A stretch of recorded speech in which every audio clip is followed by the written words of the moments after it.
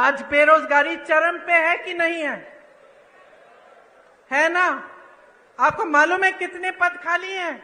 मैं बताती हूं, सुनिए।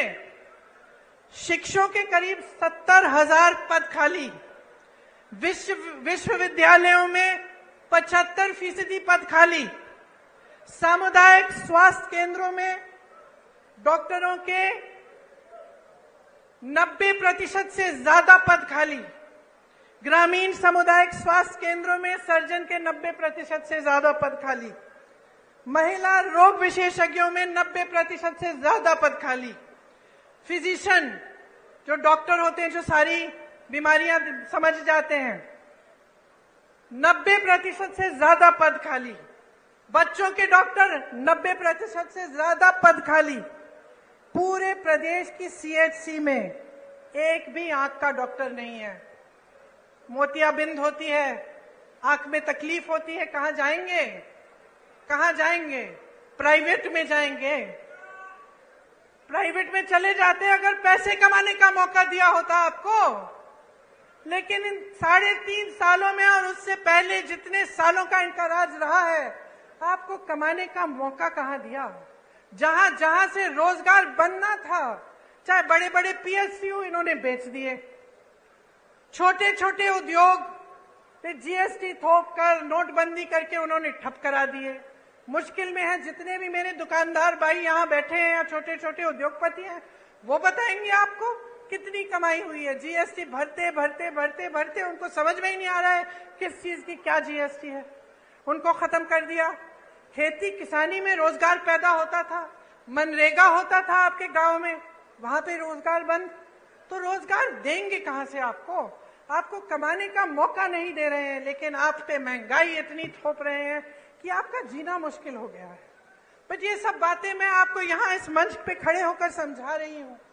आप सबको तो पहले ही मालूम है, जी आप रहे हैं, संघर्ष आप कर रहे हैं अपने बच्चों को स्कूल भेजने के लिए, उनकी किताबों को खरीदने के लिए, उनकी फीस भरने के लिए, उनकी भर्ती की परीक्षाओं के लिए, उनकी नौकरियों को, उन इंटरव्यूज के लिए।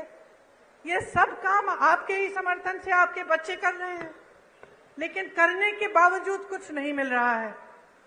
इसीलिए मैं आपसे कहना चाहती हूं कि आप इंदौर संभाग के हैं। आप जानते हैं कि पिछले 18 सालों में यहां कोई नई यूनिवर्सिटी नहीं बनी है कि नहीं बनी? कोई नया अस्पताल बना? कोई मेडिकल कॉलेज खुला? तो क्या कर रहे हैं ये? देखिए,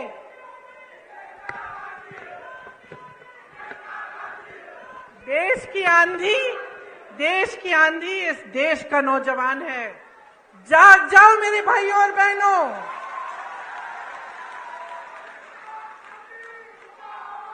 आपको बचाने के लिए कोई आंधी नहीं आ रही है, आप खुद को बचाइए। ये जो आपके साथ हो रहा है ये गलत है। जो रोज रोज आप जी रहे हैं, आप संघर्ष कर रहे हैं, ये गलत है। मेरे नौजवान भाइयों, आप फीस देते हैं ट्यूशन की? देते हैं कि नहीं? जब आपको भर्ती की परीक्षा भरनी पड़ती है, आप संघर्ष करते हैं कि नहीं? माता पिता आपके लिए खेती करते हैं, नौकरी करते हैं, संघर्ष करके आपके लिए पैसे इकट्ठे करते कि आपकी फीस भरेंगे कि नहीं? तो क्यों इनको आपने इतनी हिम्मत दे दी है कि जब आप परीक्षा देने जाते हैं तो बार बार उनकी भर्ती की परीक्षाओं में ये घोटाला करते हैं? मैंने उत्तर प्रदेश में देखा है, मैंने उत्तर प्रदेश में ऐसे नौजवान देखे हैं जिनके 10 साल गुजर गए हैं। एक परीक्षा दी, मार्क्स नहीं निकले, उसमें कुछ घोटाला हो गया। दूसरी परीक्षा दी, उसमें भी घोटाला हो गया, भर्ती की लिस्ट नहीं निकली। इंतजार करते रहे ये सोच के कि हमने पैसे खर्चे हैं, हमने मेहनत की है, एक ना एक दिन हो जाएगा। इंतजार करते रहे। जो बच्चा 22 साल का था, 21 साल का था, अब 30 साल का हो गया, अभी तक उसको नौकरी नहीं मिली। ये परिस्थितियां हैं इन प्रदेशों में जहां भाजपा सरकार में है, सत्ता में है, क्योंकि इनका अहंकार बहुत बढ़ गया है। मेरी बहनों और भाइयों, बहुत ज्यादा लूट होने लगी है और कोई रोक, कोई लगाम नहीं है।